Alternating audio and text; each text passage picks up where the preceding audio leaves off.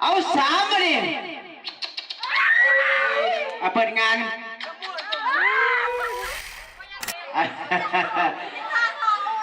เอาเจ้าสาวหอมก่อนเด้อฮะเอาเจ้าบ่าวบ่เจ้าบ่าวหอมก่อนนะไอ้ตากระชงน้ำหนึ่งทั้งสามเด้อหนึ่ง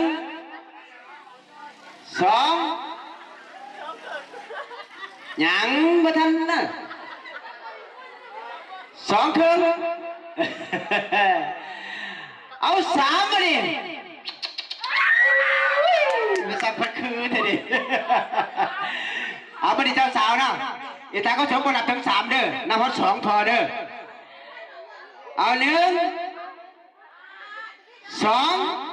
เอาด้วยมาดิอ้าวเจ้าสาวเป็นตั้งไหนเจ้าสาวนี่เอาหอมก่อนเอาพอเป็นวิธีเปิดงานขาดกระเทศดีเอ้